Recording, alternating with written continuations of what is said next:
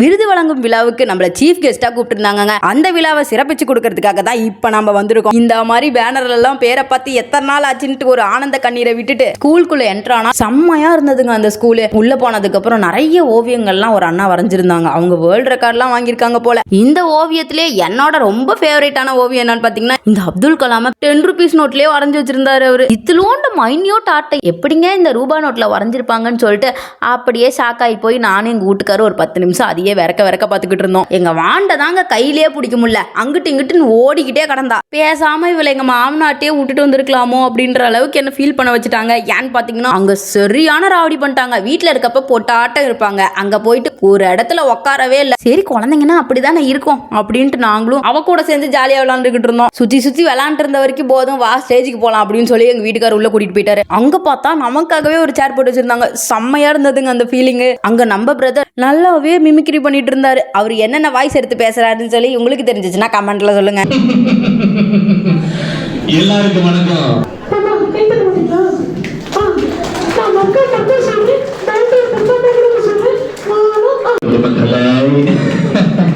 இளைஞர்களை கருதுக்கு colour powder பூசி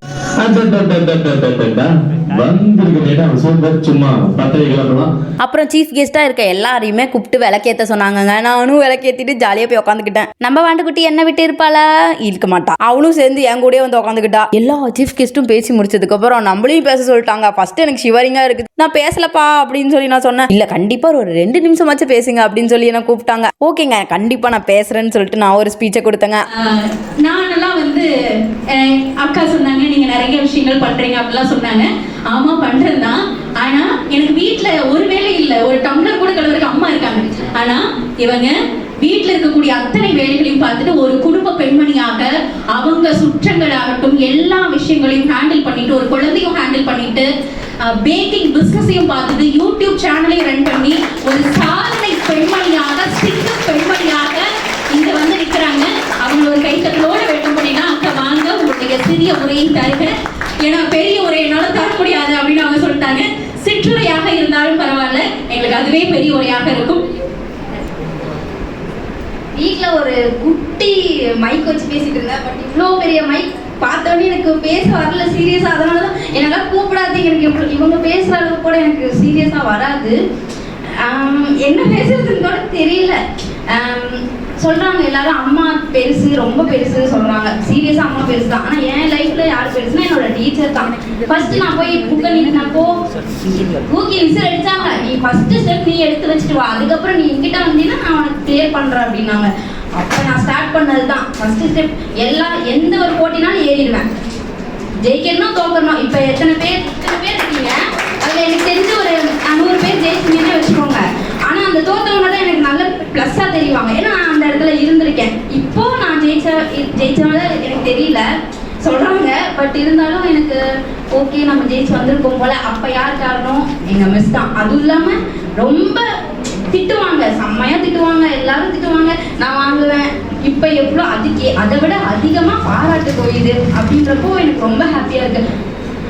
நான் பாப்பா பிறந்தப்போ அவ்வளோதான், நம்ம லைஃப் அவ்வளோதான், அப்படி நின்றோம் அப்படின்றத மைண்ட் செட்டை சுற்றி இருக்கவங்களே எனக்கு உருவாக்கிட்டாங்க.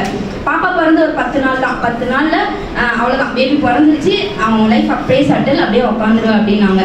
எனக்கு ஆப்ரேஷன் தான். ஆப்ரேஷன் பண்ணி ஒரு 15 டேஸில் நான் வெளியே வர்றதுன்றதே எனக்கு கஷ்டமாக இருந்துச்சு, எழுந்திரிச்சு நடக்கிறதுன்றதே ரொம்ப கஷ்டமாக இருந்துச்சு. பட் ஆனால் நான் அதெல்லாம் உடைச்சி நான் அவங்க சொன்ன வார்த்தையை முதல்ல உடைக்கணும். என்னை பார்த்து நிறைய பேர் வெளியே வரணும்னு ஆசைப்பட்டேன்.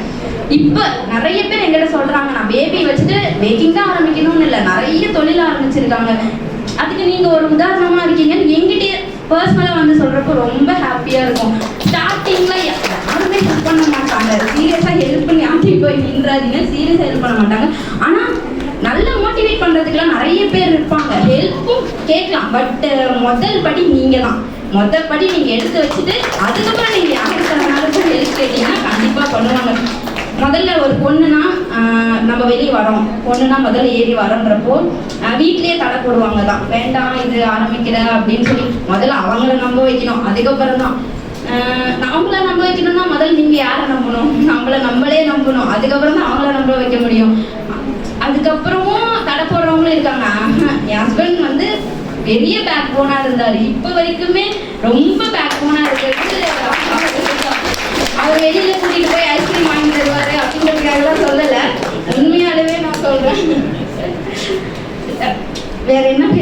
எனக்கு தெரியல.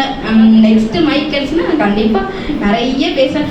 எழுதி வச்சு பேசுறது எனக்கு அது சீரியஸாக வாங்க. அதுக்கு இவங்க கொஞ்சம் பேசுங்க, ஏதோ ஒன்று பேசுங்க. உங்களுக்கு தெரிஞ்சவங்க நிறைய பேர் வந்திருக்காங்க. எனக்கு என்ன யாராவது பார்த்துருக்கீங்களா யூடியூப்ல? போதும், நான் ஜெயிச்சிட்ட மாதிரி தான் எனக்கு ஒரு ஃபீல் ஆகுது.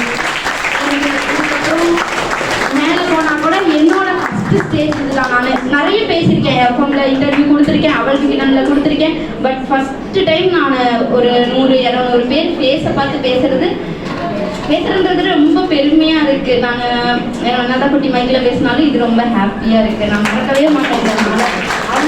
நான் ராஜி அவங்க எல்லாரும் பெருமையாக சொல்லலாம், பட் நானும் ரொம்ப பெருமையாக சொல்லுவேன். என்னை கூப்பிட்டப்ப நீங்கள் வரீங்களா அப்படின்னு ஹானராக கேட்குறப்போ என்னை கூப்பிட்றதே பெரிய விஷயங்க, நான் வரேங்க அப்படின்னு தான் நான் சொன்னேன் அவங்கக்கிட்ட. ரொம்ப ரொம்ப தேங்க்யூ ஸோ மச். உங்கள் எல்லாருக்குமே தேங்க்யூ ஸோ மச் மேம். சீரியஸாக என்னை ஃபஸ்ட்டு கூப்பிட்டுருந்தாங்கன்னா நான் பேசியிருக்க மாட்டேன். நீங்கள் எல்லாம் பேசுனதை பார்த்து தான் இவ்வளோ பேசுகிறாங்க, நம்ம கண்டிப்பாக ஒரு 2 வாரத்தையாச்சும் பேசணும்னு உங்களை பார்த்து தான் நான் இன்ஸ்பயரே ஆனேன். ரொம்ப தேங்க்யூ ஸோ மச் மேம். பிடிச்சிருக்கா நான் பேசுனது? Thank you so much. பேச மாட்டேன். அதுல ஒவ்வொரு பிரிவுகளையும் முதல் பரிசு 2ஆம் பரிசு வாங்கிட்டு இருக்காங்க.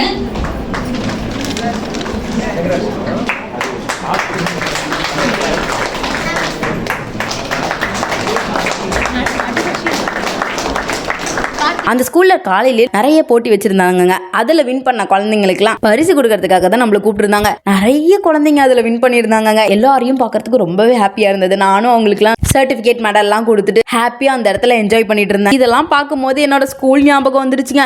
எந்த போட்டி வந்தாலுமே சடசடன்னு போய் கலந்துக்குவேன். நான் கலந்துக்கிறனோ இல்லையா, என் ஃப்ரெண்ட்ஸ் எல்லாம் இழுத்து தூக்கி போட்டுருவாளுங்க. ஃபர்ஸ்ட் ஸ்டார்டிங்ல பயந்ததான், இவளுங்கெல்லாம் தள்ளி விட நானே ஒரு மாதிரி ஆர்வமாயி எல்லா போட்டியிலையும் கலந்துக்க ஆரம்பிச்சேன். குழந்தைங்களுக்கு மட்டும் விருது கிடையாது, உங்களுக்கும் தான் விருது அப்படின்னு சொல்லிட்டு எனக்கும் ஒரு ஷீல்டு கொடுத்தாங்க. அது பார்க்கவே ரொம்ப ஹாப்பியா இருந்தது. அங்க இருக்க வாலண்டியர்ஸ் எல்லாருமே சேர்ந்து குரூப் போட்டோவை எடுத்துக்கிட்டோம். லைஃப்ல ஒரு சில விஷயம் மறக்கவே மறக்காதுங்க. அந்த மாதிரி தான் எனக்கு இந்த விஷயம். ஏன்னா நான் மைக் பிடிச்சி பேசின ஃபர்ஸ்ட் ஸ்டேஜும் இதுதான், சீஃப் கெஸ்டா போன ஸ்டேஜும் இதுதான். எனக்கு கொடுத்த கிஃப்ட்டை நீங்களாம் பார்க்கணும்ல, எப்படி இருக்குன்னு சொல்லி கமெண்ட்ல சொல்லுங்க. அங்க நம்மளோட சப்ஸ்கிரைபர்ஸ் ஏராளமான பேர் இருந்திருக்காங்க. அது எனக்கே தெரியல, ஆனா நிறைய பேர் என்கிட்ட வந்து பேசும்போது அதுல இருக்க ஃபீலிங்கே எனக்கு தனியா இருந்தது. எல்லாரோடையும் போட்டோ எடுத்துக்கிட்டாங்க, ஆனா எல்லாத்தையும் அட்டாச் பண்ண முடியல. இந்த 2 குட்டி வாண்டுக்கு தான் என் கூட சுத்திக்கிட்டே இருந்தாங்க. அதனால இவங்களை மட்டும் நான் வீடியோல காட்டுறேன். பாப்பாக்கு ஊஞ்சல் பிடிக்கும்னு கூட்டிட்டு போய் விளையாட வச்சா அவ்வளோ நேரம் சிரிச்சிட்டு இருந்தாங்க. ஆனா ஊஞ்சல் ஏறினதுக்கு அப்புறம் உட்காந்துக்கிட்டு இருந்தா. அவ்வளவுதாங்க. இந்த வீடியோ பார்த்துட்டு நீங்க என்ன நினைக்கிறீங்கன்னு சொல்லி கமெண்ட்ல சொல்லுங்க. டாடா பாய். மறக்காம சப்ஸ்கிரைப் பண்ணிக்கோங்க.